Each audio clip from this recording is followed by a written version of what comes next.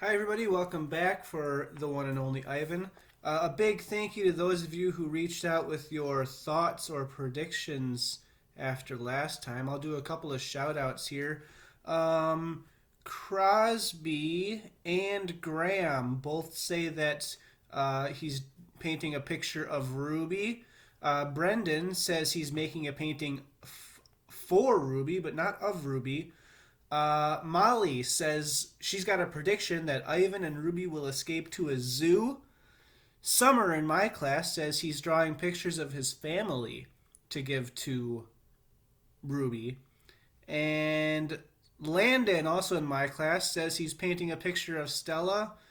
And it looks like Landon's watching the read alouds along with his mom, and Landon's mom thinks that he's painting Ruby an escape plan. So that's an interesting one. I didn't think of that one. So thank you to all those who shared. Um, let's pick up with a chapter called Bad Guys. Most of the day, I doze. Late in the afternoon, Mac approaches. Bob slips under not tag. He prefers to keep a low profile around Mac. Mac's gaze falls on my pool. A corner of one of my paintings is visible. What's that, big guy? He asks. I calmly eat an orange, ignoring him, but my heart is racing. Mac kicks at my plastic pool. Underneath it are all the paintings. Mac yanks on a piece of paper. It slips out easily and he doesn't seem to notice the other paintings. The page is striped with green, which is what happens when blue paint and yellow paint get mixed together. It's supposed to be a patch of grass. Not bad. Where'd you get the paint anyway? Mac says. George's kid? I'll bet I can get 30 for this picture, maybe even 40. Mac turns on my TV. It's a Western. There's a human with a big hat and a small gun. He has a shiny star pinned to his chest. That means he is the sheriff, and he will be getting rid of all the bad guys. If this sells quick, I'm getting you some more of that paint, buddy, Mac says. He walks away with my painting. Ruby's painting. For a moment, I imagine what it would feel like to be the sheriff. Ad. Good news, huh? Bob says when Mac's out of earshot.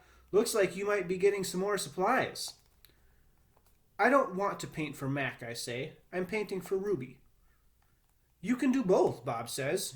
You're an artist, after all. While I watch the movie, I try to come up with a new hiding place for my paintings.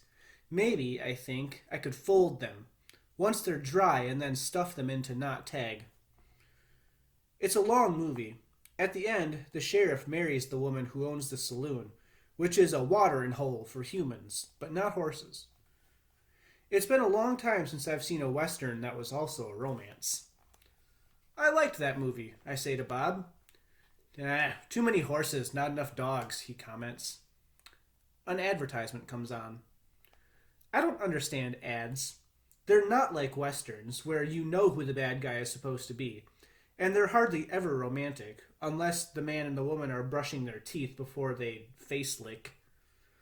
I watch an ad for an underarm deodorant. How do you know who's who if your underarms don't smell? I asked Bob. Humans reek, says Bob. They just don't notice because they have incompetent noses. Another ad comes on. I see children and their parents buying tickets, just like the tickets Mac sells. They laugh, enjoying their ice cream cones as they walk down a path. They pause to watch two sleepy-eyed cats, huge and striped, dozing in long grass. Tigers. I know because I saw them once on a nature show. Words flash on the screen, accompanied by a drawing of a red giraffe. The giraffe vanishes, and I see a human family staring at another kind of family. Elephants, old and young. They're surrounded by rocks and trees and grass and room to wander. It's a wild cage, a zoo. I see where it begins and where it ends. The wall that says, you are this, and we are that, and that's how it will be. It's not a perfect place. Even in just a few fleeting seconds on my TV screen, I can see that. A perfect place would not need the walls. But it is the place I need. I gaze at the elephants, and then I look over at Ruby, small and alone. Before the ad ends, I try to remember every last detail. Rocks, trees, tails, trunks. It's the picture I need to paint. Imagining. It's different now when I paint. I'm not painting what I see in front of me, a banana, an apple. I'm painting what I see in my head, things that don't exist, at least not yet. Not tag. I pull out not tag's stuffing. Carefully, I fill her with my paintings, hiding them so Mac won't sell them. She's large, bigger than Bob, but I still have to crumple a few of them. If you're like me and you forgot who Not Tag was, that's his stuffed animal that he named after his sister Tag. Bob tries to settle on her for a nap. You've killed her, he complains. I had to, I say. I miss your stomach, Bob admits. It's so spacious. When Julia arrives, she notices that I've used up my paints and paper. Wow, she shakes her head. You are one serious artist, Ivan. One more thing is this chapter.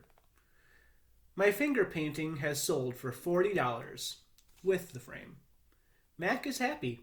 He brings me a huge pile of paper and big buckets of paint. Get to work, he says. I paint for Mac during the day and for Ruby at night. I nap when I can. Some pictures there. But my nighttime picture isn't quite right. It's big, that's for sure. When I place all the pieces on the floor of my cage side by side, the cement is almost completely covered.